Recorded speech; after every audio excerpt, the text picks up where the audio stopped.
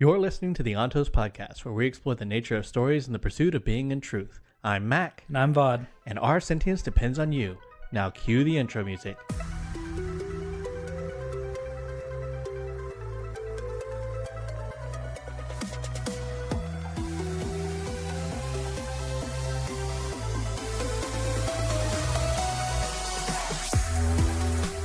Okay, so this is a full-on spoiler episode, rated S for spoilers. Yes, do not listen if you have not completed the Cosmere. We will be discussing our preferred Cosmere reading orders, and we are going to be arguing why ours is better than the others. I might be able to go in from the future and explain like what books might be safe, but just assume that no book is safe unless otherwise stated. We're going to go on a full debate because we got into practically a fist fight. What are fist? It's a metaphor. Over this reading list. I mean, full on, yelling matches over this. So we're like, you know what? Might as well push play and have this match in front of the microphone. So let's go ahead and take care of it. All right, well, let's go ahead and start with you because I had a Cosmere order that I followed when I first started Sanderson, and I tried to get you to follow it, but I don't even think you followed it to the letter I gave you. But you came to me afterwards and brought forth your order. Go ahead and tell us. Well, okay, so first off, this order is not even the order that I even did. It was the order that I figured would make the most sense. So I start off with Mistborn Era 1. So all that implies, I assume most people are gonna know what that means. Then I and just assume that the essays are going to be included in this. So you do Mistborn Era 1, then you're going to do the Scadrial essay. Then I say jump into White Sand. And then I say jump into Elantris. Then read Secret History. Then do Mistborn Era 2. Then do Shadows of Silence. Then Six of Dusk. Then Warbreaker. Then the Stormlight Archive. And then the Roshar essay and the Threnody essay. Yeah, and listening to that, the order I did was, at least the one I tried to put together, was based on my best knowledge of what would be chronological, not in the sense of what Brandon released, but the closest that we had to a chronological timeline of what was occurring at what. And because of that, or at least not necessarily what was occurring at what, but what was occurring to give you the most information to be prepared for the next book, to see the most connections. And my order was Mistborn Era 1, The 11th Metal, Elantris, The Hope of Elantris, The Emperor's Soul, White Sands 1 through 3, Shadow for Silence, The Alloy of Law, Allomancer Jack, Shadows for Self, Bands of Mourning, Mistborn Secret History, The Six of Dust, Warbreaker, Way of Kings, Words of Radiance, Edge Dancer, Oathbringer, Dawnshard, Rhythm of War.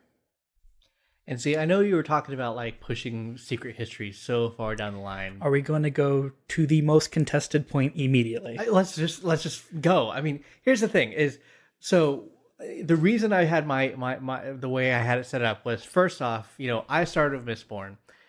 Some people would say, maybe if you're going to start off with Cosmere, you could start off with Elantris.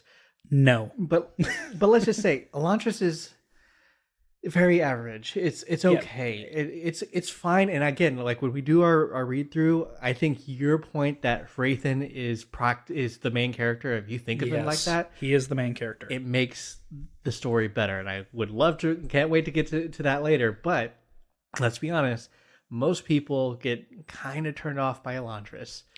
Yeah, I mean, it's like a slightly above average book in my opinion. When I read it, I wasn't blown away. I wasn't disappointed. I wasn't blown away, like you said.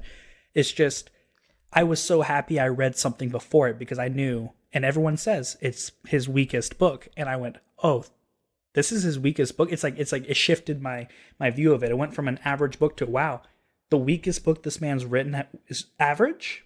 That sounds good. Well, and my thing is that when I look at things, I look at hours of commitment and I go, would I be able to commit to 600 hours after reading Elantris?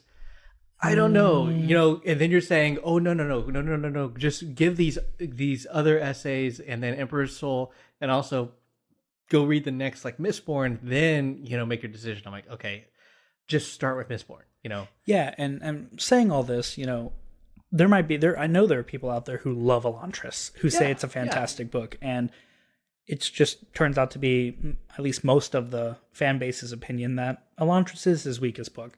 And at the end of the day, like you said, starting with Mistborn, realizing and discovering the Cosmere as a whole, Elantris was a lot more important to me as a sense of foundational knowledge to better understand how the world comes together. Yes. And at that point, once I discovered it, when I read it, I've read an average book, but I was still excited to read an average book because I knew this was going to be knowledge that connected in further books. Right. And I think, again, it's a fine story. It gives a lot of the tropes that Brandon likes to use. The characters are very similar to the characters that you have. Beta Kaladin, Beta Shallan, yes. Beta Yesna. Yes, basically. I mean, they all kind of had like a trend that he tends to have, and they were fine, and the characters were actually pretty fun. But yeah, the characters are great. But I would say like there were some like contrivances that his other stories don't have. But I think if you do Mistborn, you're going to jump into an exciting story. Obviously his most famous story that you're going to be able to communicate with people really quickly, and you're going to get a good gist of like what you're getting into. And if you go to Elantris, you'd be like, that wasn't quite on the par with Mistborn. You'd be like, okay, but at least you got the quality stuff. Yeah. If you don't like Mistborn, I don't know. I'm not sure you're not going to like much else out there. Yeah, and so let's discuss our most contested point here, which is going to be that you had the choice to say you should read Secret History almost immediately after Era 1. And to me, I feel like that completely, I mean, maybe not completely, but mostly ruins the surprise at the end of Bands of Mourning, where, again, I don't believe it's confirmed anywhere. I haven't seen it on a Word of Brandon or whatever, but it's Kelsier. He's here. It probably is. He is on the plane. I just feel like that reveal isn't worth the wait. And here's why I say that. Because for me, I remember at the end of Era 1, I went, who the hell was the guy with the red hair?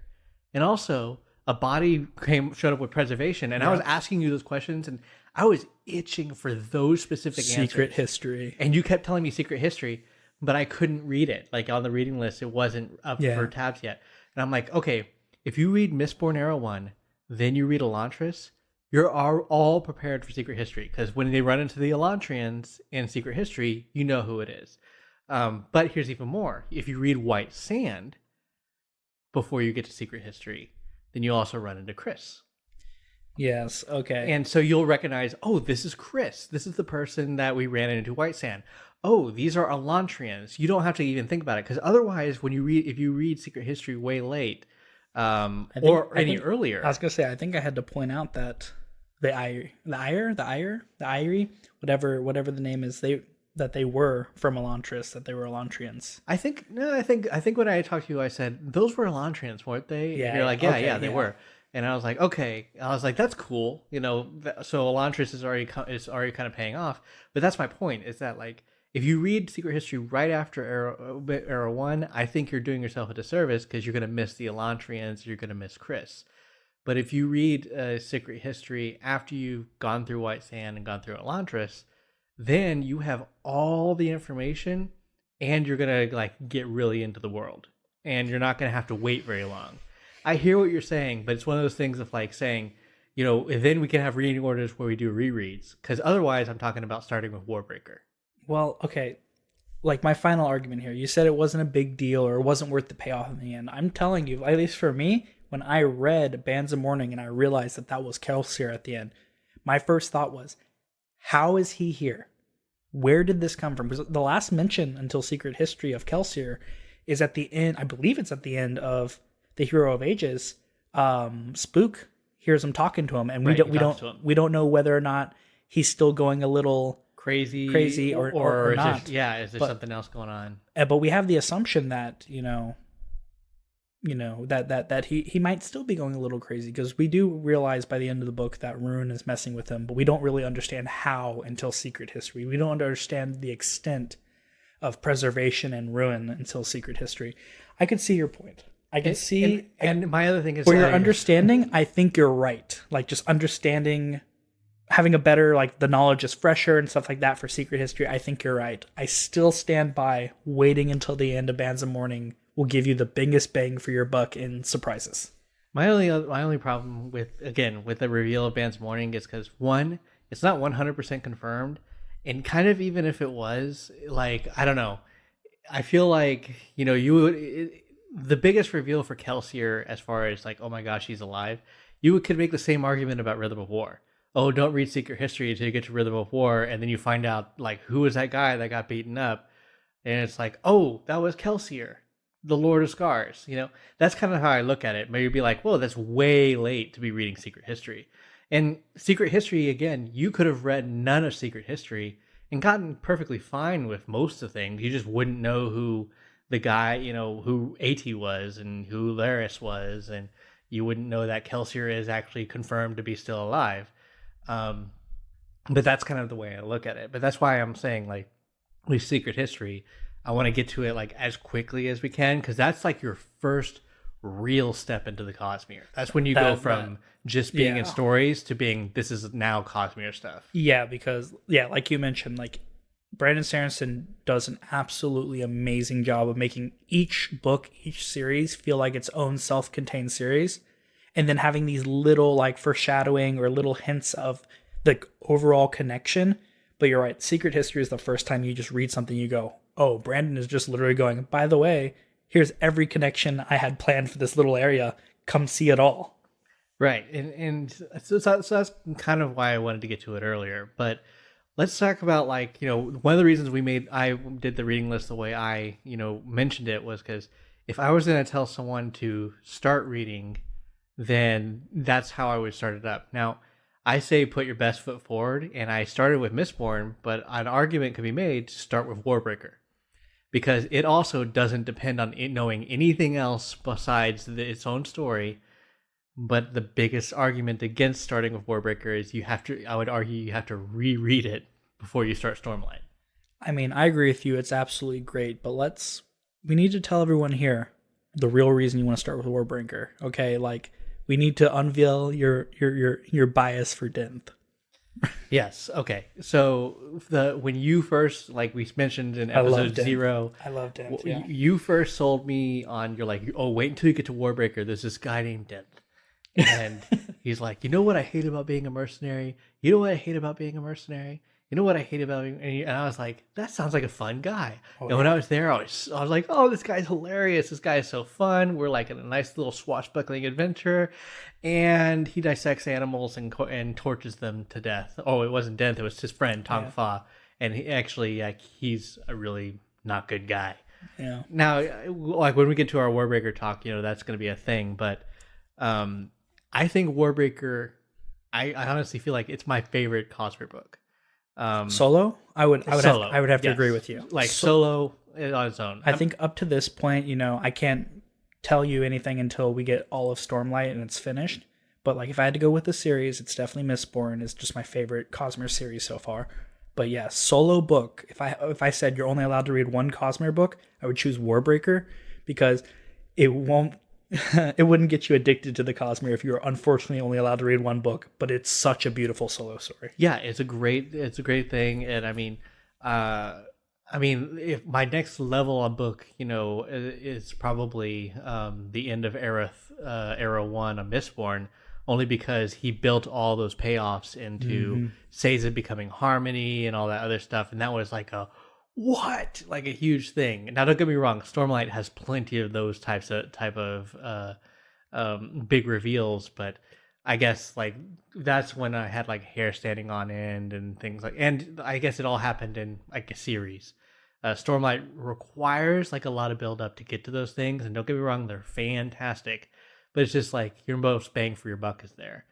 But if I was going to say, hey, you have to get into a Cosmere, I have to introduce someone to say, hey, you should get into this. And they go, where do I start? I go, do you want to read a series and feel like it's good? Or do you want to read one single book and be okay? Yeah, and Warbreaker, I think you can argue with it, but Mistborn's still the best choice, because Mistborn on its own is perfectly fine. Yeah, so with that being said, I completely disagree that you would ever start with Warbreaker. just because of how important it is to the Cosmere. If your goal is to understand the Cosmere, you shouldn't start with it. True. I agree. I can agree with that. If you ever did, if someone started with Warbreaker, I mean, there's no wrong way to enjoy the Cosmere, but except for whatever way you're talking about. And you listener, yeah, you're wrong. You personally. Now, Warbreaker though, if someone started with that, I would 100% say, hey, go through your order however you're going to do it, but before you read Stormlight Archives, reread Warbreaker because it is that connected. Now, that being said, I saw that you also decided that you would wanted to read White Sands a little bit earlier than me, which was, in the end, no problem, because I wanted to say you read it because you wanted to get to Secret History as quick as possible. Essentially. But I think you read White Sands. I think we both had Elantris and White Sands before Secret History. Yes. But we just flipped them. But yeah, no. I really want to say most of our discussion / argument, as you put it, really was built around Secret History and the idea of conserving and hiding Kelsier's being alive versus having the most information when we finally get to learn about how important he was and what happened on Scadrial. Right, and the reason I formed the reading list the way I did is, one, it starts off with putting our best foot forward, but also all the big hints that are in the rest of the books. It follows them pretty well. The only one that doesn't is Elantris introduces Hoid as someone who goes through the perpendicularity. I want to say I read somewhere on either Wiki or Word or Brand or something where that was something that was retroactively added to Elantris. Hoid wasn't originally in Elantris, and then Brandon later down the road was like, oh no, this was where he was. That might be true. Whenever we do our Elantris read through, the one thing I do want to revisit is he actually has a chapter by chapter blog where he discusses his own thoughts and things he's already okay. I didn't realize he did that. Apparently he did that right up until a certain point in the book. My understanding was that there's a part of when you write a book is getting the text set up right or something like that. And when he was an early author, less known, he did it himself, so he had to reread the book. And when he did that, he decided to blog while he was doing it. And it was fun. It was a nice little commentary, a director's commentary through the whole book. But now, later when he got more famous, he had someone else who did that, so he didn't go through the book all the way over again, so he stopped doing it. So that may be true, but that's the only event in Elantris that does have implications for what happens in Mistborn Era 1. And technically, you might miss it, but I think that's a small thing to miss. Regardless, Secret History, you need to understand who the Elantrians were to understand who the hell was he going after. If you don't, then when you read Elantris, you're gonna be remember those people back in blah blah blah blah blah? Yeah, those were Elantrians. And you'll be what do you mean? What people? Oh, the people with the silvery skin and the white hair and the whatever. Yeah. And I mean, the stories Six of Dusk and the Threnody stories and everything like that, they can be read pretty much whenever. Yeah, I mean, I have them a little bit farther down, but they can really just be read whenever. I guess the only thing you want to do is read it before Stormlight, because you have to read it before Stormlight. We do see an AVR in Stormlight. You need to know what an AVR is, before Stormlight, and I think it'd be valuable to know what a cognitive shadow is before you read it. So it might be reading. I mean, it'd be good to know what one is before you read Shadows for Silence, because that's what I mean. Reading Shadows for Silence, you're kind of I think it is explained that they are cognitive shadows, but they don't react normally. And I think that's I believe that's still a mystery. I don't think we have any information on why they're different. The going theory is that since they're essays. Oh, no, they don't. They don't really. They don't really explain exactly why they are the way they are on Threnody. But what's actually also surprising is that Threnody gets brought up in what was it? Secret History. When Kelsier shows up with the Elantrians, they're oh, we're going to set off this thing. And he's crap, I'm detected now. And they're boom. And he's okay, there's no one from Threnody here. And that's like a line that just gets dropped and never gets brought up again. Yep, But yep, I think it's going to be huge. Agreed. Because that means that some problem with Threnody and Cell. And why would it be Threnody? And I have to go reread. Threnody, I believe, still has its perpendicularity, even though Ambition was killed there. And that's why the cognitive shadows are, because there's some chaos that happens on Threnody because of Ambition being killed there. It was Six of Dusk, I think, that has the random perpendicularity that no one knows where it came from. Anyway, so we're getting off topic, but I mean the point with the reading list, as like I was trying to describe it, was, you know, we put our best foot forward with this order. We have everything from previous books is going to pour into the next one. So, you know, when the Elantrians show up, you'll recognize them as Elantrians. When the Seons show up, you're going to recognize them as Seons. And we get introduced to secret history as soon as possible, because that was what really made me take off anyway. Because I kept reading all the way up to trying to get to secret history, because you kept telling me. I kept saying secret history. I want to say one of my favorite like guiding questions I asked you, because you enjoyed me asking them so much, was with Mistborn. I was asking, why do you think preservation tried to hurt Elend? And you're like, I don't know. And I was like, but why? And you're like, to stop Vin from taking the power up. I go, but that's against preservation's nature completely. Preservation can't, you know, based on what you understood at the end of book 3 of Mistborn. And then you're like, and I was like, secret history. No, actually, no. But that was the thing. It's what frustrated me. And again, maybe once we reread it, I'll have a better idea. Is I didn't know anything about preservation's nature or how he was. I didn't understand what, you know, I understood there were shards, and I understood, you know, that some people picked him up. I didn't think like, oh, he's not able to do something, or it's not in his nature. I'm like, I don't know anything about him. But after secret history, you're like, oh yeah, that does seem like out of character, or maybe, you know, he may be incapable of doing that. And then I'd be like, oh, okay, that's something. But that's why I was like, I need to get a secret history, clearly, because all the questions I kept asking you, you kept bringing up secret history, and I was like, this sucks. Like, I have to go through Elantris, and I have to go through all these other things to get to secret history. And that's why I said on my reading list, I moved secret history all the way up there. But you didn't move it much farther than me. I think you basically just said, we're not going to read Mistborn Era 2 until we understand secret history. Well, and I remember my reading list, Mistborn Era 2 was kicked way down the road. I forgot exactly why. I don't know where I picked up this reading list. I think it's on YouTube.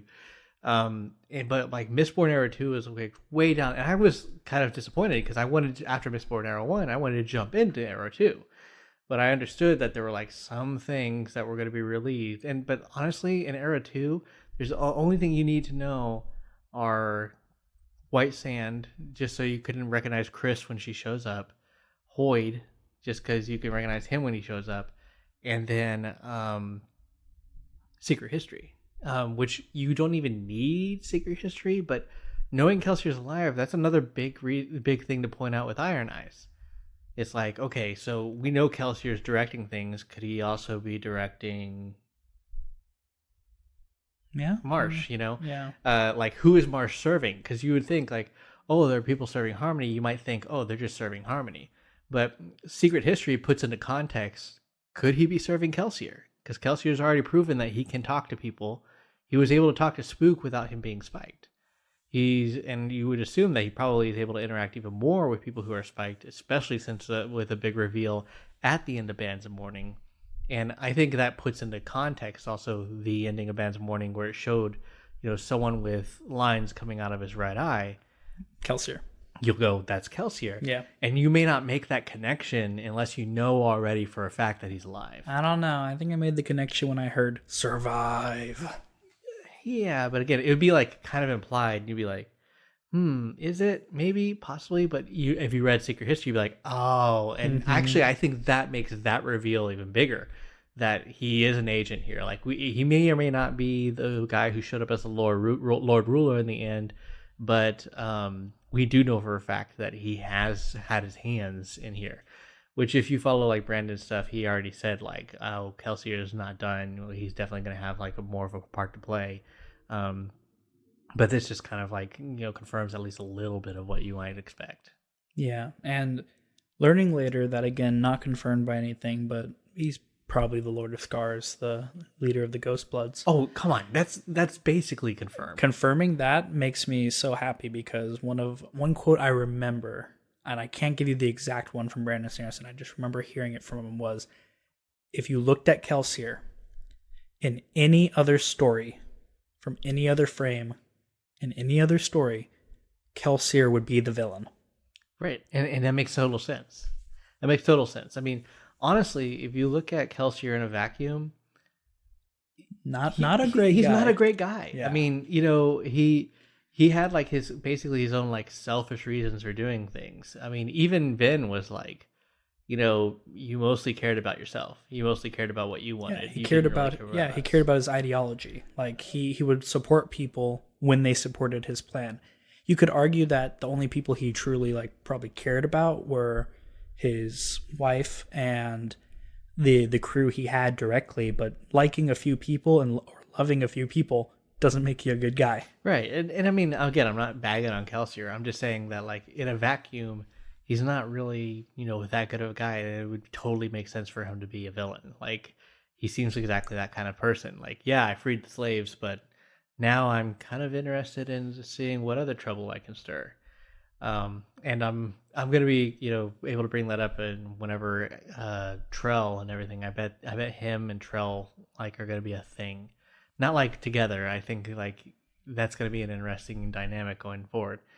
But okay, let's see. So, are we okay with the reading order as I have it set, or as we discussed it? Well, I think it's okay, because in the end, I still will stand by that I think Secret History should be after Era 2, but there's no harm being caused by having it before. So I'm completely fine moving forward with this. Okay. This reading list. Okay, so official reading list, we have Mistborn Era 1. White Sand, Elantris, Secret History, Mistborn Era 2, all the other ones in whatever combination that you want. I recommend. I got you. Except for Warbreaker right before Stormlight Archive. Yeah, 100%. I think the one you gave, and I'm going to go ahead and go with it, is Era 1, the 11th Metal, the Scadrial Essays, White Sands, Taldane Essay, Elantris, Hope of Elantris, Emperor's Soul, Cell Essay, Secret History, Mistborn Era 2, Shadows for Silence, Sixth of Dusk, Warbreaker, Stormlight Archives, Roshar Essay, and the Threnody Essay. Yeah.